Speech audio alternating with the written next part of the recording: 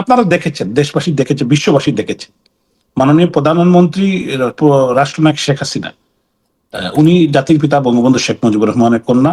উনি কিন্তু রয়টার্সকে ইন্টারভিউ দিয়ে বলেছেন যে আমি ডিসেম্বর আমি বাংলাদেশে যাব, আমার মাতৃভূমিতে যাব, আমার দেশের মানুষকে রক্ষা করতে হবে, এই আমাদের দলীয় নেতা কর্মী যাদেরকে নির্যাতন নিপীড়নের হাত থেকে রক্ষা করতে হবে। বিশেষ করে উনি যে কথাটা বলেছেন, যেটা অ্যাড্রেস করেছেন, যে এই দেশকে এরকম চলতে দেওয়া যায় না, এদেশের গণতন্ত্রকে রক্ষা করতে হবে, এদেশের মানুষের ভোটাধিকার রক্ষা করতে হবে, এদেশের মানুষের এই যে আপনার দুর্যোগ দুর্বিপাক মানুষ, এটার থেকে মানুষকে বাঁচাতে হবে। আজকে বিদেশিদের কাছে আমার দেশ তুলে দেওয়া, উনি তো নো কম্প্রোমাইজ। উনাকে তো বহু চেষ্টা করা হয়েছিল যাতে উনি দেশটা তুলে দেন, তাদের স্বার্থ রক্ষা করেন। উনি কি করেছেন? না, উনি করেন নাই। No compromise. যে কারণে কম্প্রোমাইজ করেন নাই বলেই উনাকে 2024 সালের 5ই আগস্টে জোর করে দিল্লিতে পাঠিয়ে দেওয়া হয়েছে। এবং কি করছে? উইথ প্রটোকল, এয়ারফোর্সের প্লেন দিয়ে। এর আগে ডক্টর ইউনূস তো নিজেই বলেছে যে ইট ওয়াজ এ মেডিকুলাস ডিজাইন মাস্টার প্ল্যান। এই এই যে আপনার চার্লি বার্লি যাদেরকে আমেরিকা ক্লিন্টন সেন্টার পরিচয় করে দিয়েছে, আপনাদের সবাই দেখেছে, এটা তো পরিষ্কার পানির মতো। আজকে দেশের সাধারণ মানুষের কাছেও এটা পরিষ্কার হয়েছে। বঙ্গবন্ধু কন্যা শেখ হাসিনা ইনশাল্লাহ ডিসেম্বরে যাবেন, এবং আমরা সিদ্ধান্ত নিয়েছি, আমরা ওনার কর্মী হিসেবে আমরাও যাব। বিশ্বের যে যেখানে আছে দলীয় নেতা কর্মী তারা যাবে, প্রবাসী বাঙালিরা যাবে। শুধু আমরা না, অনেক মুক্তিযুদ্ধের সপক্ষের বীর মুক্তিযোদ্ধা তারা বলেছেন যে আমরা যাবো তোমাদের সাথে, দেখি কে কি করে। আপনি দেখেন এই সরকার কতটুকু নির্লজ্জ। এই আপনার আইনমন্ত্রী পার্লামেন্ট আসাদুজ্জামান, উনি একসময় করতো দাসও দেখুন পার্লামেন্টে, উনি বক্তব্য দিয়ে যে আসলেই অ্যারেস্ট করা হবে। আপনার থাকবে নাকি? স্বরাষ্ট্রমন্ত্রী কি বলে কি না বলে, যে বঙ্গবন্ধু কন্যা শেখ হাসিনা উনি যখন বিমানবন্দরে নামবেন উনাকে গ্রেপ্তার করবে। এত বড় স্পর্ধা, এত বড় গুর্দা এই সরকারই তো থাকবে না।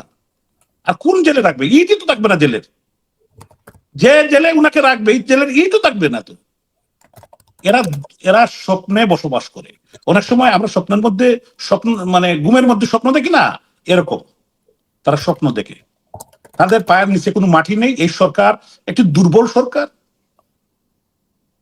তারা সংসদে আইন পাস করে যে আওয়ামী লীগকে তারা ইয়ে করেছে, ব্যান করেছে। বেটার আওয়ামী লীগকে আইয়ুব খান এহিয়া খান করে নাই, তাকে পেরেছে। আইয়ুব খান কি তারেক রহমান কি আইয়ুব খান, এহিয়া খান? তারা যখন পারে নাই, তাহলে উনি কিভাবে মনে করলো, ওনার স্বরাষ্ট্রমন্ত্রী কিভাবে মনে করলো যে বঙ্গবন্ধুর কন্যা শেখ হাসিনা বিমানবন্দরে নামবে, আর ও এই সরকারের সাহস, এই সরকারের পুলিশ, এই সরকারের আইন শৃঙ্খলা বাহিনীর লোকেরা উনাকে গ্রেপ্তার করবে? এটা সম্ভব না, এটা অসম্ভব। এরা বুকার স্বর্গে বাস করেছে। আমি মেজর রিটায়ার্ড আখতারুজ্জামান, উনি বোধহয় এখন জামাতে যোগদান করেছে দেখলাম কিশোরগঞ্জের, উনি বিএনপির নেতা ছিলেন। উনি একটা কথা বলেছে যে আসাদুজ্জামান যে কি সংসদ দাঁড়িয়ে আইনমন্ত্রী বলেছে যে উনি আসলেই ওনাকে গ্রেপ্তার করা হচ্ছে। বেটা উনি বলেছে যে বেটা তুই তো লাগবি না, এটা কথা দেখলাম উনি একটু ভালো কথা বলছে। আমি বলতে চাই যে তারা কতটুকু নির্লজ্জ। তারা বলল জননেত্রী শেখ হাসিনা বঙ্গবন্ধুর কন্যা রাষ্ট্রনায়ক শেখ হাসিনাকে ফাঁসি ইউনূস এবং জামাতিরা মিলে, এই যে তাজুলটা মিলে একটা ক্যাঙ্গারু কোর্টের মাধ্যমে একটা তামাশার ফাঁসির রায় দিয়েছে উনার বিরুদ্ধে, ক্যাপিটাল পানিশমেন্ট দিয়েছে। বললো যে উনাকে তারা ফাঁসিতে ঝুলাতে চায়, বললো তারা যে উনার ফাঁসির রায় কার্যকর করতে চায়। তো উনি বেটা তোমরা বললা তোমরা নিতে চাও উনাকে, তো উনি তো নিতে চাও না, উনি তো নিজেই চাইতে চায়, উনি তো নিজেই চাইতে চায়। তা সাহস থাকলে তোমরা উনাকে এলাও করো, ওয়েলকাম করো। উনি জাতির পিতা বঙ্গবন্ধু শেখ মুজিবুর রহমানের কন্যা, উনি পাকিস্তানিদের ভয় পায় না। এবং পাকিস্তানিদের যারা প্রভু, যারা 2024 সালের 5ই আগস্টে বিলিয়নস অফ ডলার ইনভেস্ট করে উনাকে ক্ষমতাচ্যুত করেছে, তারাও তার প্রভুরা তো 71 সালে আমাদের বিরুদ্ধে ছিল, বঙ্গবন্ধুর বিরুদ্ধে ছিল না? তারা কি করতে পেরেছে? কি করেছিল? সুপার পাওয়ারটা। তো সুপার পাওয়ার তো কি হলো? দেশের মানুষের প্রতি কমিটমেন্ট থাকবে না? দেশকে ভালোবাসতে হবে না? পতাকাকে ভালোবাসতে হবে না? মানুষের মৃত্যু তো একবারে হয়। বঙ্গবন্ধু বলেছিলেন যে আমি মুসলমান, আমি বাঙালি, মুসলমান একবারই মরে, আমাকে ফাঁসি দিলে আমার লাশ বাংলার মানুষের কাছে পাঠিয়ে দিয়ে পেরেছে, পারে নাই, উনি বাংলাদেশ স্বাধীন করেছেন। এবার এই খুনিদের হাত থেকে, এই সন্ত্রাসীদের হাত থেকে, ছাদাবাজদের হাত থেকে, এই রেপিস্টের হাত থেকে আমাদের মাতৃভূমিকে বাঁচাতে হবে, এই দেশকে রক্ষা করতে হবে। আমাদের দলীয় নেতাকর্মী যারা হত্যাকাণ্ডের শিকার হয়েছে তাদের বিচার করতে হবে। ৩,২০০ পুলিশ হত্যাকাণ্ডের শিকার হয়েছে, তাদের বিচার করতে হবে। এই হত্যাকারী খুনি ১,০০০ শিশু যারা হত্যা করেছে তাদের বিচার করতে হবে।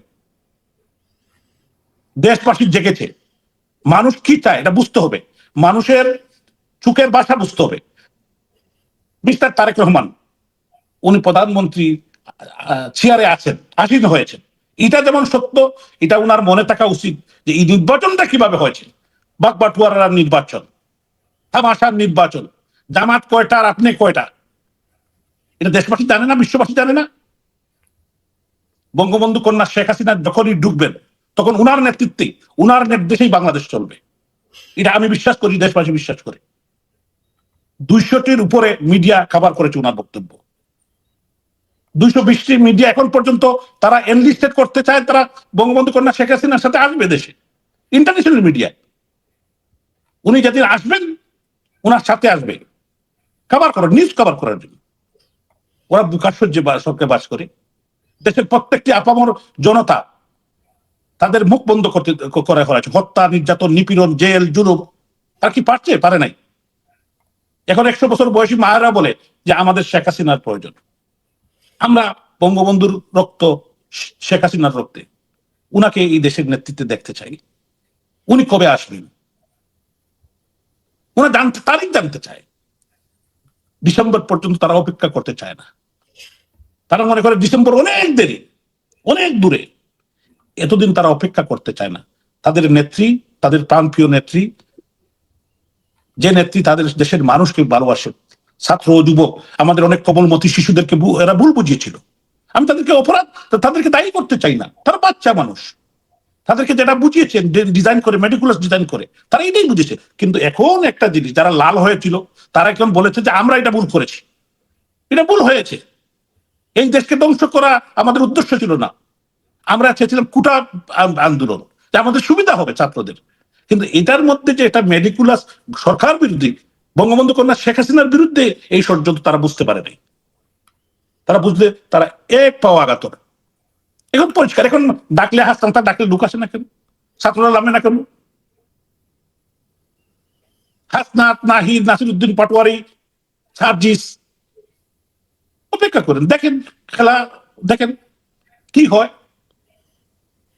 ওরা বঙ্গবন্ধু কন্যা শেখ হাসিনাকে ফাঁসিতে ঝুলাবে, বেটা পাগলের পলাপ। তোদের পূর্বসূরি, তোর পাকিস্তানি বাপদাদাও পারে নাই, তারা আর এখন তোমরা করবা। দেখো তোমরা কোথায় যাও। এদের এদের বঙ্গোপসাগর সারা আর পৃথিবীর কোনো জায়গায় যাওয়ার কোনো জায়গা আর রয়ে নাই। কিন্তু আমার দুঃখ হয় বাচ্চাদের জন্য। এই যে এদেরকে কি কেউ কেউ বলে যে এই যে শিশু বাচ্চা যে হাসনাতদেরকে বলে যে তারা কি পার্টি যেন মানুষজন বলা শুরু করছে, ওরা কোথায় যাবে? Children party. এই চিলড্রেন পার্টির বাচ্চারা তারা কোথায় যাবে? অলরেডি তো দেখছি তারা নিশ্চিহ্ন হয়ে গেছে সারা বাংলাদেশে। না, আমি বলতে চাই যে এরা বিশ্বের কোনো জায়গায় গিয়ে থাকতে পারবে না। যেখানে এদেরকে তো সবাই এখন টোকাই পার্টি বলছে। হ্যাঁ, টুকাই। এই টুকাইরা কোথায় যাবে? হয় বঙ্গোপসাগরে যেতে হবে, আর নাহলে জনগণের রুষানলে পরে তারা নিশ্চিহ্ন হয়ে যাবে। তারা গণভবন ধ্বংস করেছে, জাতীয় সংসদ ধ্বংস করেছে, রেডিও স্টেশন ধ্বংস করেছে, জাতির পিতা বঙ্গবন্ধু শেখ মুজিবুর রহমানের ৩২ নম্বর ধ্বংস করেছে, মেট্রো রেল ধ্বংস করেছে, এদেশের প্রায় ২.৫ লক্ষ মানুষের ঘর বাড়ি ধ্বংস করেছে, মানুষের ঘরে আগুন দিয়েছে, ছিনতাই, লুট, রাহাজানি করেছে, মা বোনদেরকে রেপ করেছে, প্ররোচনা দিয়েছে, সহযোগিতা করেছে, পুলিশ হত্যা করেছে। ওরা কিভাবে রক্ষা পাবে? এদেরকে যারা রক্ষা করতে যাবে তাদেরকেও মানুষ ছাড়বে না। এদেরকে যারা রক্ষা করতে যাবে, এটা আমি বিশ্বাস করি, দেশবাসী, বিশ্ববাসী এবং বাঙালিরা যে যেখানে আছে। আমি প্রবাসীদের যে স্পিরিট দেখতে পাচ্ছি, আমি যেহেতু এখন আপনারা জানেন যে আমি ইংল্যান্ডেই আছি, যে শহরে যাচ্ছি মানুষের যে স্পিরিট, বয়স্ক মানুষ বলছে আমরা যাবো, আমাদেরকে নিয়ে যাই। ১৯৭১ সালে আমরা টাকা দিয়ে দেশ স্বাধীন করেছি, বঙ্গবন্ধুর ডাকে আমরা মুক্তিযুদ্ধে অংশগ্রহণ করেছি, সহযোগিতা করেছি, টাকা পাঠিয়েছি, অস্ত্র কিনে দিয়েছি, এই দেশ স্বাধীন করেছি। এই দেশ স্বাধীনতা বিরোধী আল বদর, আল রাজাকার, আল বদরের বাচ্চারা দখল করে ফেলবে, এটা আমরা মানতে পারবো না। 2 বছর ডক্টর মোহাম্মদ ইউনূস, যিনি জোর করে ক্ষমতা দখল করলেন মেডিকুলাস ডিজাইনের মাধ্যমে, উনি বাংলাদেশের প্রত্যেকটি অর্গানকে, প্রত্যেকটি মানে যে ডিজাইন বা একটি অর্গানাইজ জিনিস ছিল বিগত সরকারের, সবগুলোকে ধ্বংস করে দিয়েছেন। আপনি বন্যা নিয়ন্ত্রণ বলেন, আপনার এই যে ডিজাস্টার ম্যানেজমেন্টে মাননীয় প্রধানমন্ত্রী রাষ্ট্রনায়ক শেখ হাসিনার সরকারের যে প্ল্যানগুলা ছিল স্থানীয় সরকার পর্যায়ে, এবং আপনি দেখেন সিলেট একটি অত্যন্ত ঝুঁকিপূর্ণ এলাকা। এখানে বন্যাতে আপনারা দেখেছেন যে আমাদের সরকারের সময় একটি বিশাল বন্যা হয়েছিল।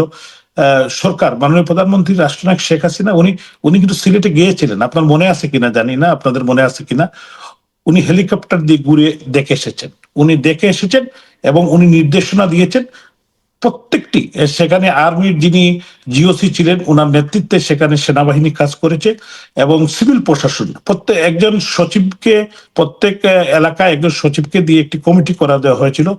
ওনারা গিয়ে সেখানে কাজ করেছেন, জেলা ডিভিশনাল কমিশনার, জেলা প্রশাসক, স্থানীয় নেতৃবৃন্দ, এমপি, মন্ত্রী সবাই কাজ করেছেন।